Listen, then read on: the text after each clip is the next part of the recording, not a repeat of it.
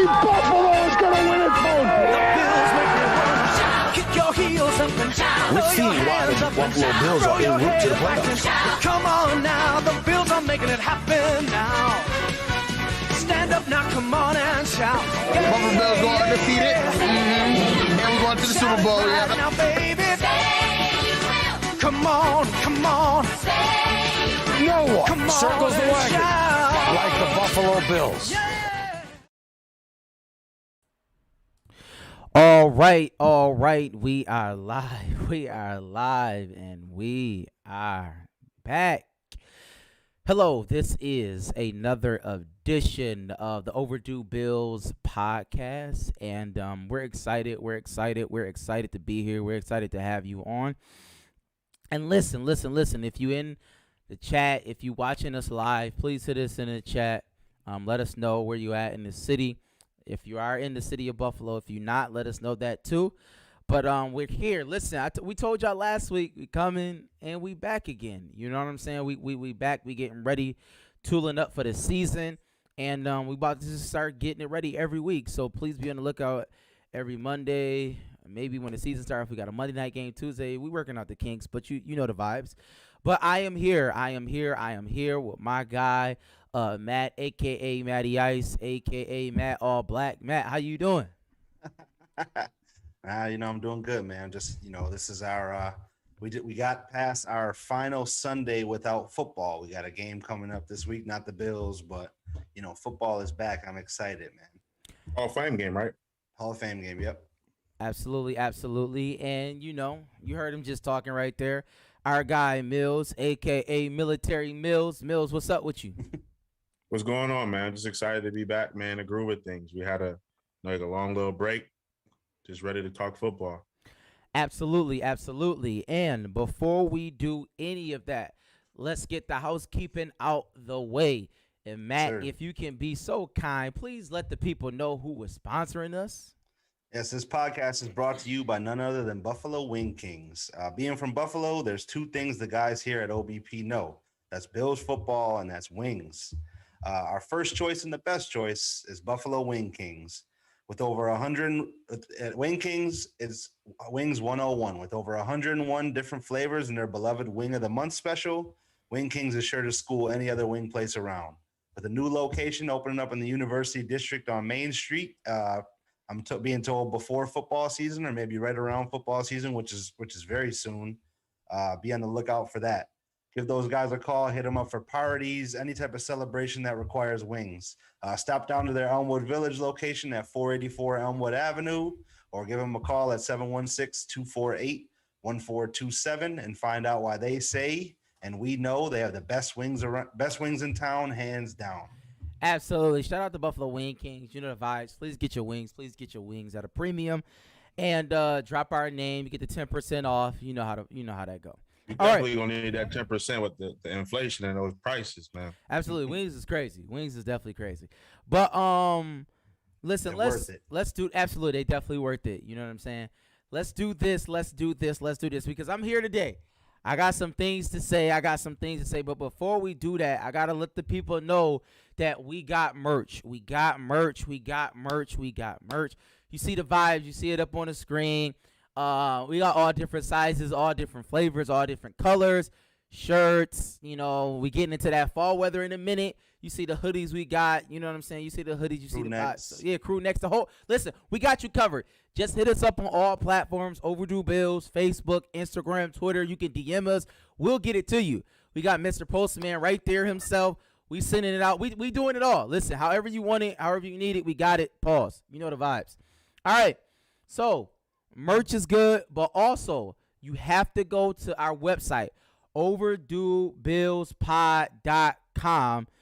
Our guy, our senior editor-in-chief, Mike Daniels, he has the article up right now. Nobody wins when the family feuds. You see it right there in front of you. You know what I'm saying? Please go to overduebillspod.com. Check out the article. Amazing article by Mike. You know what I'm saying? I'm not going to tell you. I'm not going to even give you a little bit. Just go check it out. You see it. You know what I'm saying? Shout out to Mike. Shout out to senior editor. All right. He's daylighting as a softball ump right now, moonlighting as a writer. So definitely go check him out. Absolutely. How many times I think Mike took that picture before he said this is the one? I'm gonna go over under 3.5 for facts. For fact, Mike definitely looked like that's a softball pitcher in like a weird league somewhere. But anyways, that's neither here nor there. That's neither here nor there. But like I said, I'm here today, man. This is where we starting. I'm here today. This is where we starting. Because this past weekend on Saturday, I was able to go to the Bills practice. 15,000 fans allegedly. Was there. Nobody had masks on really. So, hopefully everybody, I was good, but hopefully everybody was all right. Nobody got sick. But I'm going to be honest.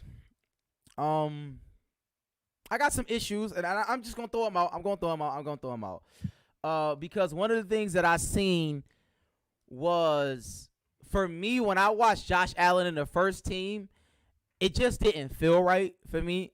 Josh Allen was missing a lot of throws. Dable, I mean, granted, it was just the fans there, so I don't know how technical they were with the play calling. I'm not, you know what I'm saying? I can't say that. Diggs was, I guess, on a maintenance day. He wasn't out there. He was there, but he wasn't out there practicing. But for me, Josh Allen, when we was doing like the little wheel routes with the running backs and stuff like that, he was just missing the throws. It's just the timing was off.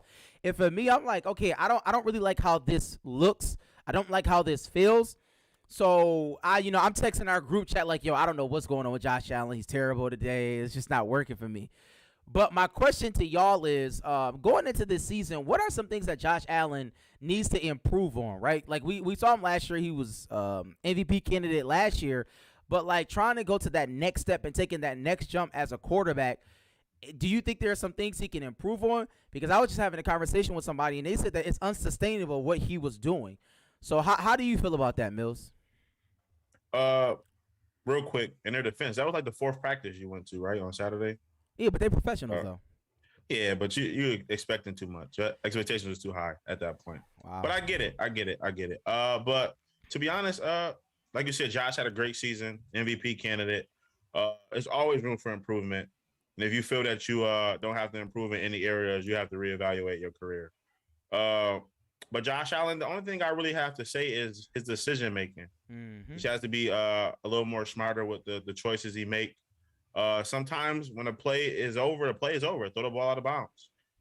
It's hard to make something happen out of nothing.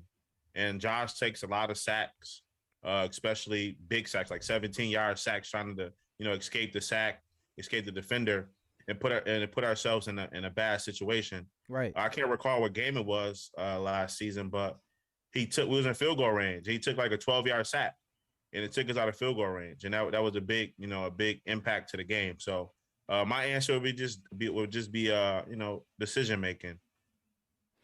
Matt, how do you feel about that? As far as Josh Allen's concerned, I know it was a fourth practice. I understand that they wasn't just delving out everything, and we were talking pre-show about some things. So Matt, I'll just let you lay that out to the people. Yeah, I mean they're just in shorts right now and helmets, right? So it's tough to say, before they put the pads on, start going against some other teams. But now I'm going to piggyback on that, though. Just the decision making. You got to know our basketball coach used to always preach, time and situation, Absolutely. right? Shout out Fouch. Yep, you gotta know, when to throw it away, or just it's kind of tough to say to like throw it away, because Josh Allen makes a lot of his money on extending the play and doing those miraculous things that we love. But when they go against us, it seems that we pointed out more blatantly than normal. But no, I'm gonna definitely piggyback on decision making. And so let me say this, because I was reading an article today, and Brandon Beane said that, over the next few weeks, we're going to try to get this contract situation right with Josh Allen. But if it doesn't happen, we're just going to push it to 2022. So, I mean, like, obviously, we talked about it on last year. Like, Josh Allen's getting ready for a huge payday, somewhere upwards of $40 million a year. So, I mean, like, I know, obviously, he showed us the ability to get better last year. But those things, if Josh Allen stays the exact same as he was last year and we don't see those improvements, do you still believe – But do you believe that he still is deserving of this money? No, because I think we will lose a lot of games. because I think a lot of teams realize what Josh Allen is capable of doing. It had a lot of time to watch film and everything like that. So you know what you got to do to get in his head and make him to make bad decisions. So in that aspect, I believe that if he stays the same as he was last year, the Bills would be lucky if we win 8 games. Wow. He has to make some type of improvement for us to be back in that 12-4 range. So I think his payday will end up going in the wrong direction if he stays the same as he was last year. Matt, how you feel about that? I'm gonna disagree. Sam Bradford is a guy who got contract after contract, and even if Josh stayed the same, he's still a top 3 quarterback in the league. You know what I mean? So that's I'm saying like he puts up the same numbers. Okay, all right, I'm with you. I mean the Bills scored almost 30 points, or scored like 30 points a game last year. With if our defense gets a little better. And he still plays the exact same. We still put up the same numbers. We win 13 games this year, at least. You know what I mean? Even with the better competition that we're playing against. So no, I think he's going to get paid regardless. Even if he were to decline a little bit, I think he would still get paid. I hear you. He gonna get paid regardless. We know that, but I don't think it'd be as high as we think it would be right now. I didn't think Dak was going to get paid 40, but he walked away from that handsomely. No, you're right, and I mean, sometimes in this league you just got to pay the player. But hopefully Josh Allen improves. I know there are some reports that today it was an amazing camp, amazing practice that they had. So I mean, maybe it was just that day, but even still, because you wasn't there, you would have found something. That's possible. I mean, I would have found something because I found something else.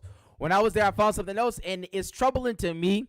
Because Cole Beasley, we talked about it. He's been in the news, constantly throughout this offseason about this COVID shot and about him being pro-choice.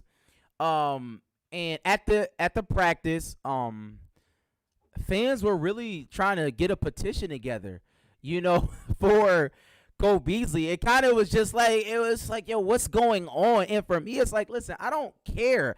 I just want to see the team and see if we're getting better. I don't really care about this situation. So I asked y'all, like for me, it seems like this Cole Beasley situation is getting out of hand.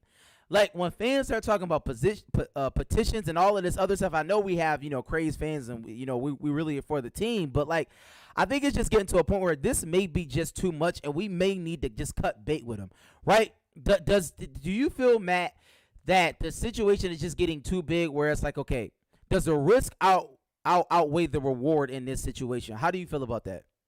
I just disagree because if GMs and coaches listen to the fans every week, listen to Bills fans especially, I think we'd still have certain players that shouldn't have been here as long as they were, or it would have just been some stupid moves. So now I don't think it's getting too much, because the guys on the field are they're still playing together. They don't care about any of the news media. They're in the locker room. They're brothers at the end of the day. So I don't think it's going to cause a rift or be too much. And listen, check out OverdueBillsPod.com. Mike got the article when the family feuds. You can read it. It's along this topic of what we're talking about now. But again, I'm not in the locker room. I don't know what's going on. But I felt it was a little uneasiness within the players. That's what I felt. I don't know how I felt that. Okay. I was 100 meters away, but I felt that in the stands. And even amongst the fans out there, it was just like, why are we talking about this? And it's on every publication. That's what I'm thinking. So, Mills, do you feel the same way as Matt, that the risk outweigh the rewards in this situation? Is he that talented that we just can turn a blind eye? I don't think it comes to how talented he is, but I think the fans came in there, including yourself, looking for that type of situation. Like, I did not look for it, by the way. A lot of people did. I take it. If you did, you did. A lot of people probably did. They looked to see, how the team was, with the vaccinated players, unvaccinated players, stuff like that, how the atmosphere was and everything like that. But at the end of the day, you out there to win football games. And, like they say, when you got a team, you're a brother. You're brothers. It's a brotherhood. You do whatever you can, to stick together and, hold your brother up when they're down. And I think Cole Beasley is an amazing player. And I think the players are going to stand behind whatever decision he makes, just so they can win football games. The only situation that, can harm us is where it get to a problem where the team isn't able to be together, in important moments, film, study, and stuff like that. But other than that, as long as they can keep themselves, maintained and being safe at all times, I don't think it'll cause no problems at all. I hear you. I hear you. Hopefully it doesn't. I come to appreciate Cole Beasley. He played amazing last year, but it remains to be seen. Let's see what Brandon Bean does when it gets down to the stretch. But my third observation being at the practice. I know I was only there an hour and a half, and obviously I have all these things, but I'm an aficionado in my own right. The D line looked amazing, even though they didn't have pads on. They looked like healthy. They looked. I'm like, man, like we got some big boys down. Pause. We got some big boys down there. Rousseau, Basham, Ed Oliver looks sleek, but big at the same time. Like even in his motions was like, you know what I'm saying? He got that action going. Like he was out there working. AJ and all of them. I'm like, okay, like you throw Jerry Hughes in there. This looks like a formidable D line, and the coaches was saying.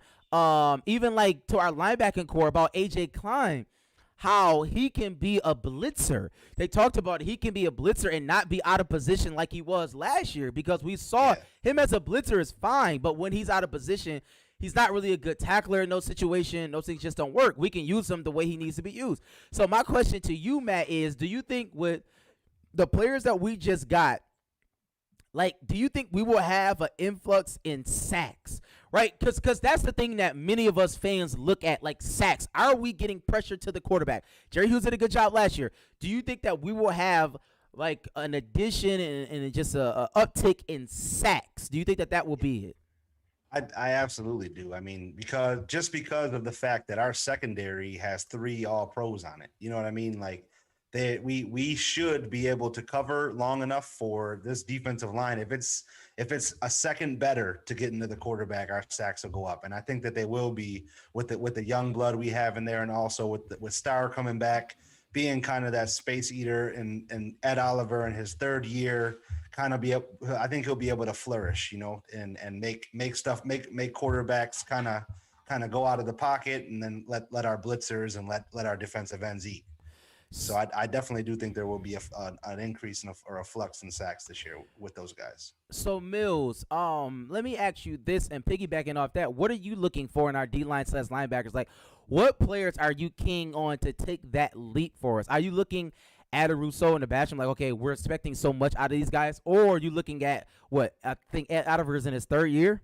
They're going into his 3rd year. Like, okay, Ed Oliver, this is make or break it. You know what I'm saying? Edmonds, this is make or break it. Milano, we just paid you. This is make it. Like, who are you looking at to say, okay, these things need to happen with these people specifically? Growing up, I played linebacker a lot. And I know in order to be a good linebacker, you have to have good players in front of you. So, the players I'm looking at is the interior D lineman. Ed Oliver, like Matt said, Starr should be on his way back. As long as we can get some pressure on the inside and clean up, the lanes and the holes for Trey to see the field effectively, we should have a good year.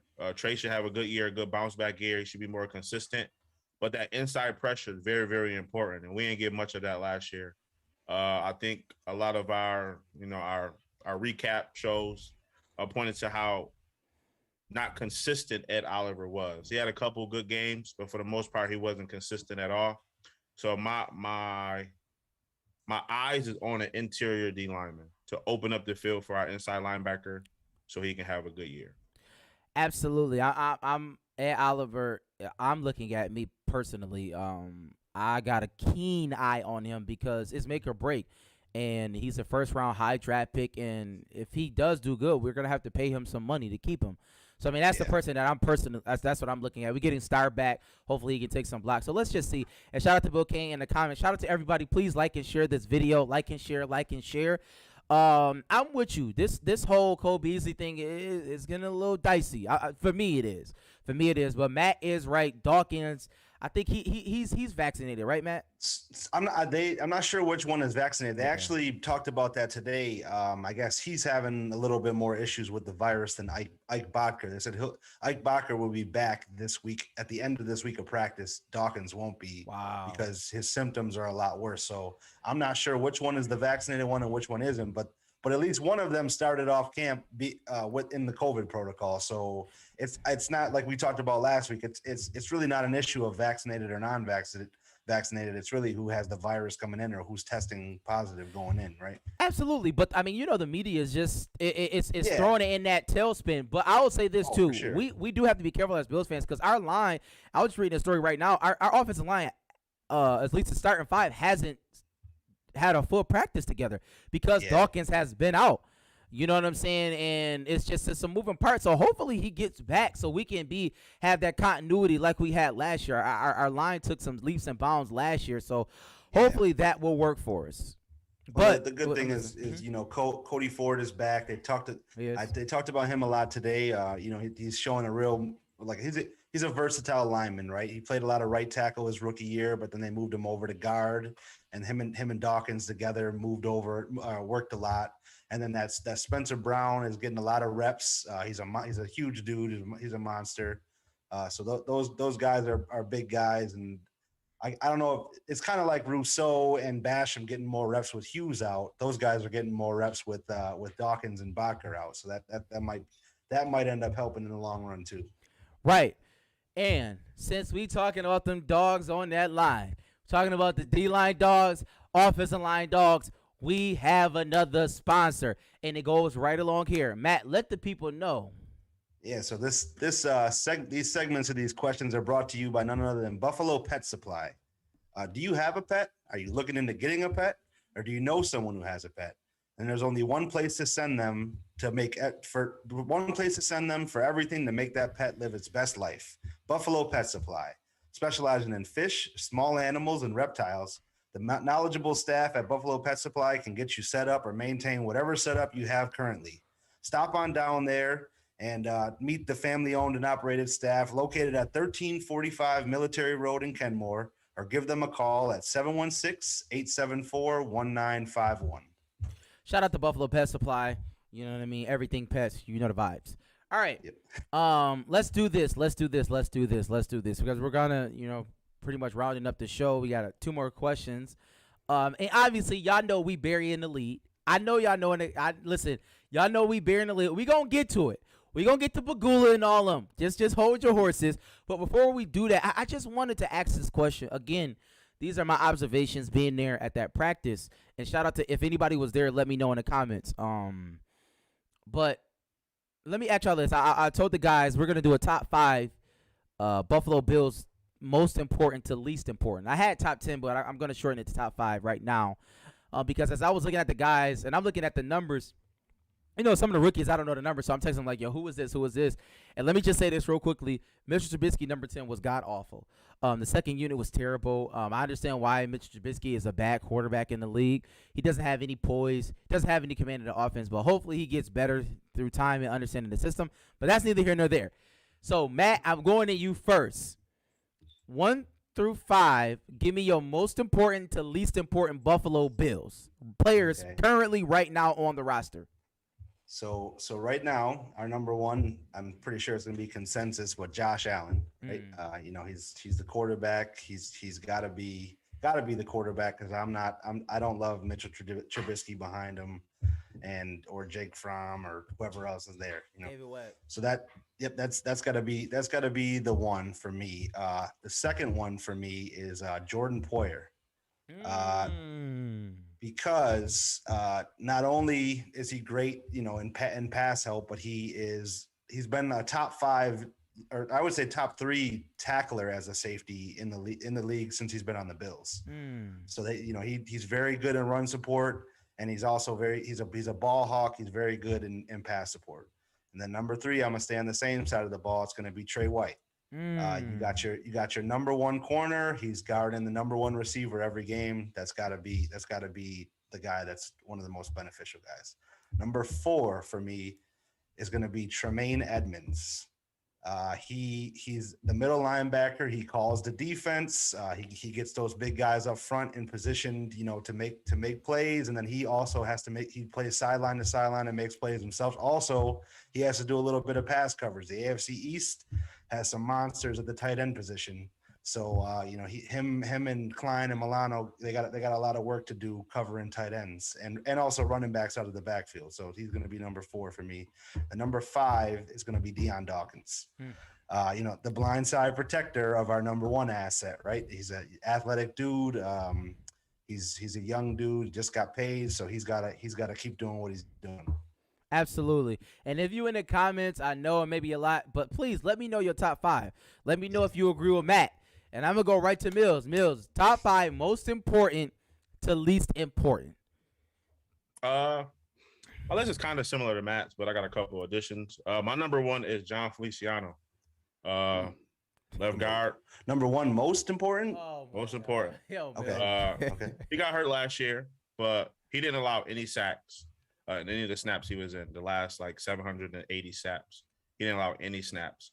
That's the important side of the ball because that is the blind side of the quarterback, the side that the quarterback can't see for the most part of the game. And I believe he is pretty much our number 1 important player. Number 2 is obviously Josh Allen. I was kind of debating between 1 and 2, but Josh can't be good without having a good front line in front of him. So I'll put Josh number 2. Number 3, it was a toss-up. I went defensive just like Matt, but I went Trey White. Like you said, he's going to be defending the number 1 receiver on both sides, on the opposite side of the field. It's important for him to be impactful out there, be disruptive, take that star player off his game. Because 9 times out of 10, when you take that star player off the game, the whole, offensive side of the ball kind of crumbles a little bit because they got to go other options and stuff like that. Number 4, I went Matt Milano, very important linebacker for us. He's one of our linebackers that cover majority of the time. He's great with open field tackling and everything. So Matt Milano was number 4 for me. And number 5, just like Matt said, he mentioned him, Jordan Poyer. Jordan Poyer will be number 5, just like for the same reasons Matt said. He's great coverage-wise. He's also a great tackler. And, he's one of those dog players that you would love on your team. He never gives up on a play. He'll fight every play. He'll play injured if he had to because, he has, the confidence in himself and he don't want to let players down. So that'd be my 5. Okay. Interesting. Shout out to Amanda, Josh Allen, Diggs, Trey White, Edmonds, and Poyer. I like it. Diggs love. Nobody gave Diggs love. I wanted to put Diggs in there, and Diggs is probably one of our most important players because really he is like the weapon of all weapons. But for me, I have Josh Allen as number 1. We go as Josh Allen go. It's just a fact. Dawkins, our left tackle, like Matt. It's just he's our best lineman, in my opinion. And hopefully this COVID thing can get away from him. But we actually need him. He's very, very, very important to us. Number 3 for me, I have either Jerry Hughes, Russo, or Basham, one of our edge rushers. If you look at, the man just threw out 3 names. I know, but I don't know, because Jerry Hughes is hurt right now, so I'm just saying one of them. I hear you. The issue is if you see last year in the Super Bowl, pressure was able to beat Pat Mahomes, right? We actually seen that. If we don't have that, we cannot beat Pat Mahomes. It's just a fact. That's true. So one of them, that's what I'm looking at it that way. As far as most important, I'm talking about championships, I'm talking about Super Bowls, and I'm talking about beating Pat Mahomes because that's what we got to go through. So one of those players got to be good. T. White is 4th for me because, he has to be that lockdown against, one of those top receivers. And we're going to play him. When we play Tennessee, he got to get Julio. You know what I'm saying? Julio, that's a problem, right? And number 4, it's a tie between Edmonds and Diggs for me. Diggs because Diggs just have to show up, and I think he will. But even against double teams and things like teams scheming against him, he got to figure out a way to get open because Josh Allen keens on him. And Edmonds because our run defense is awful. He needs to learn how to tackle better. That's just my opinion. Yep. But that's pretty much, how I look at it. But we'll see. We're gonna play with that, throughout the whole season. Maybe we'll do it again. But yeah. So shout out to y'all. Shout out to the comments. We thank y'all for playing that. We just wanted to throw that in there. And we're getting ready to get off the show, but y'all know we had to bury the lead. And we got some tough news, man. It's some politics going on. It's big money talk going on behind the scenes. But let me put this up for you. Apparently the Bills is moving. I don't know what's going on, man. I don't know what's going on. One day everything was cool. 15,000 fans at a practice. It was amazing. The next day, Bagula is threatening us, saying that if we don't pay for this $1.3 million facility or this Bill Stadium that's supposed to go up somewhere, he taking the team to Austin, Texas with Joe Rogan and, you know, all the Silicon Valley people who moved down there. Apparently, they're going to get the Buffalo Bills. That's apparently what's happening. So, I listen. I don't have too many good things to say. My mother said, if you ain't got nothing good to say, then don't say nothing at all. So, Matt, I'm going to go to you. Matt, what's up, man? What's up with your man? Yeah, I mean, it's all just initial talks right now. I mean, I'm going to say it's nonsense, but you know, if you look at every major stadium that's been built in the last 5 years, they've had probably 3/4 of it funded by the public, right? Thanks. So Pagula's just throwing some stuff out there. He's pretty much saying we're not paying for all this, so we got to figure this out. I'm going to propose this to you guys, then you come back with your offer, and we'll make it happen. I can't see them pulling the Bills out of Orchard Park or Buffalo, you know, after developing things in the city the way that they did, you know, with the Sabres and, you know, Canal Side and just everything that they're trying to implement and do in the city. I can't see them pulling us out, especially to Texas. I mean, but Pagula is an oil guy, so that could be a possibility too, you know. Absolutely, he's an oil he's an oil guy, and like I said, like Austin, Texas is a new Silicon Valley. That's what they're saying. You know, apparently they all out there. And let me say this is not the first time the Bills have moved. Like, let's be clear on that. Even though they did move to a suburb of the city, they did move before. They were in the city, and they moved out of the city. So this will not be the first move. But, Mills, what were you going to say? I was always one of those people that they say you shoot for the moon, and you'd be happy if you land on the stars. So I think at this point, he's just shooting the shot, man. Oh, goodness. He's trying to get what he can get. Is it backwards? The stars higher than the moon? Yeah, I don't know what you're talking about, bro. Hey, you shoot for one, and you get lucky if you land on the other. Put it like that. Like you said, he won 100%, you know, from the taxpayers, which is crazy.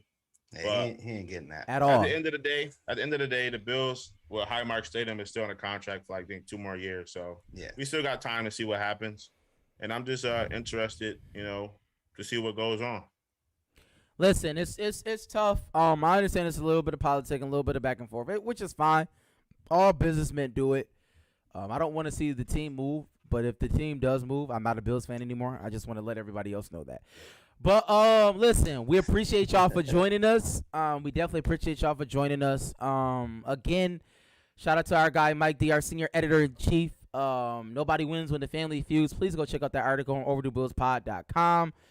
And also, again, I told y'all before, I'm going to tell y'all again, we got the merch. Hit us up on all platforms, Facebook, Instagram, Twitter, just everything. Anything you hit us, DM us, you know what I mean? Let us know. We got it. You see the hoodie, you see the red hoodie, you see the shirts.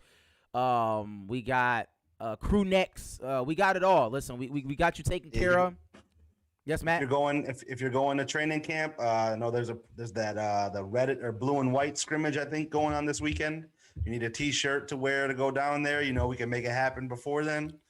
Also, you know, you don't want to be at the tailgate without some good Bills gear, and we got it. So definitely hit us up and get your orders in. Tell a friend to tell a friend, man. Absolutely. Yes. Listen, to Justin, UB for sure, Justin. Absolutely, yeah. UB for sure. I'm probably going NFC. I'm not gonna say my team if the Bill does move, but I'm probably just going NFC rather. I'm not staying in the AFC. I don't know about Mills. If the Bills move, what's your new favorite team? I don't really want to think of that because it's kind of morbid, but I will see. Yeah. But as it is customary, every show we end. We appreciate y'all. Please like and share. But end this with a little hey, hey, hey, hey. Hey, hey.